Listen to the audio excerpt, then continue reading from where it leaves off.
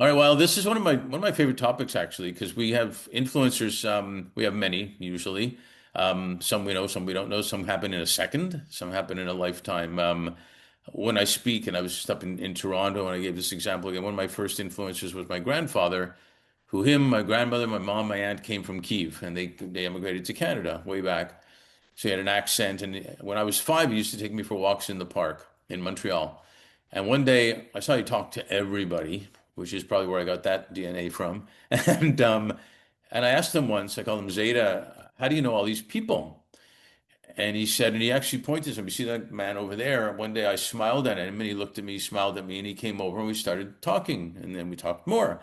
And then we were laughing, and someone else came over and smiled at us, and so on. And I'm thinking, 5-year-old, I'm thinking, well, life's pretty simple. I just got to smile at people. Not that a 5-year-old has a lot of issues anyways, but they're all relative as to what age you are. And then you get older and you make things more complicated, but then maybe you realize it's not more complicated sometimes than just a smile to change something and be an influencer. So with all the ones that you may have had, can you name a couple or three of people that have been influential in your life? Well, quickly, I will say my dad. I think that certainly is more obvious as I grow older. I look back and say, well, this is from my dad. This is what my dad did, and I think the fact is that I did mention to you in an earlier discussion that he taught me how to be giving, how to care about people, how to lead with care. Really, a leader who cares. I think he is one of them. Yeah. uh, he would rely on me. He would give me responsibilities. I would go to the pharmacy, to the vendors who bring him, the cosmetics and the accessories. I wasn't able to handle pharmaceuticals per se for regulation and all of that, but anything he needed for his pharmacy, he would call in, let's say, combs for the hair or toothpaste or something, and he will make an order and say, son, now I want you to go, you ride the bus, and you go there and they have it ready for you. You bring it, you come back, make sure that you look at the invoice, they give you what's on the invoice, nothing is missing.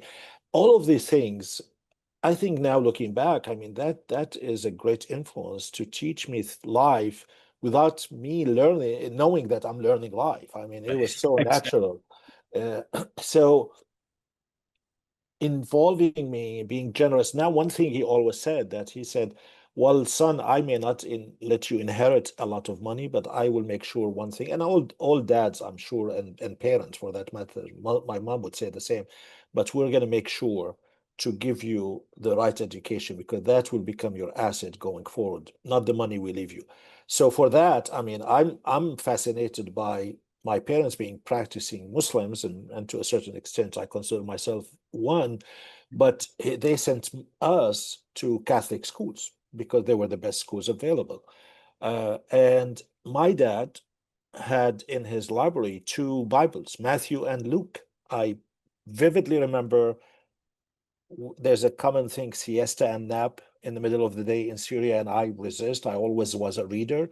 So I would go to my dad's bookshelf and I go through his books, and I saw two Bibles. I started reading them. I think in that he taught me also open-mindedness. He taught me openness to the world, to the cultures, to that, our operating level is the human level. Everything else around that is artificial. And I think that's a big influence. And I can go on and on about my dad, but the other thing is not a person. I think the other influence in my life, and I look back and I've discovered that and I repeat that. I think sometimes we're influenced by the behavior that happens around us, the environment we live in.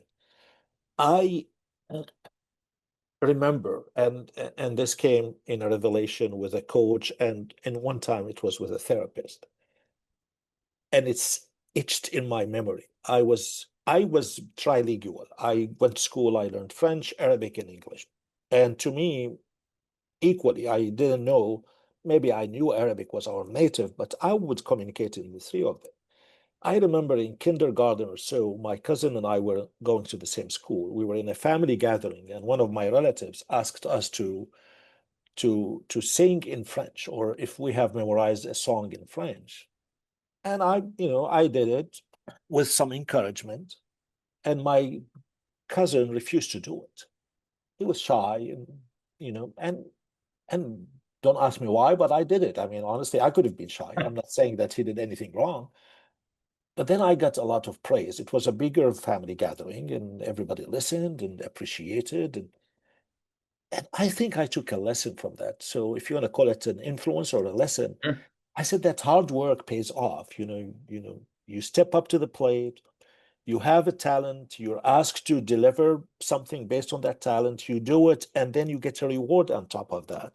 That became my influence, my motto. I'm always generous with, and part of that is my face. My face actually tells me if I have a gift from God, I have to share it. Right. But I'm generous with what I know. If I can do something, I need to do it. And I can be rewarded, that's fine. But honestly, I wasn't looking for that.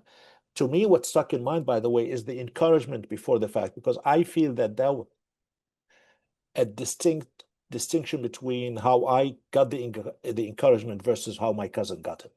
The last, to keep them three, I certainly was influenced as I was growing up by my cousin, who was an older age, maybe about 15 years older, and he'd left Syria before high school to go to the US to attend high school and grow up in the US and learn. And he became a world-renowned figure in electronics, worked for Bell Labs and had patents. And I was hearing about his story and, patents and learning and all of that. And that aligns very well with how I was thirsty for knowledge and always wanted to learn. So I wanted to be like him and I wanted to be in electronics. My dad is a pharmacist. Long story, when I was going to go into whether pharmacy or electronics, my parents would say, we don't want to influence you. But in fact, they did without me knowing. My dad is a pharmacist. I took that, but I always, and the reality, I pivoted to electronics and telecom and all of that. But he was and still is such an influence in terms of an aspirational figure. Like I want to be like him. I want to do Well, create an impact on him. sorry to interrupt. There is something clearly to be said for anybody, and it could be a man, it could be a woman, it could be where you're from and that. But when you see someone that looks like you, if you will, or is you in some older ways, then it gives you hope, encouragement. Wow, maybe I can do that type of deal. Absolutely. Versus if no one's doing it, you Hmm. start to wonder, well, maybe we're not good enough, maybe this, maybe that, which is a shame because everybody has value. Every single person in the world has value, and we should be valuing their value, if you will. So, really important point. Thanks for sharing that, and kudos to your dad. Definitely a leader who cares, also. So, we're happy to hear about that. Thanks. Thank you.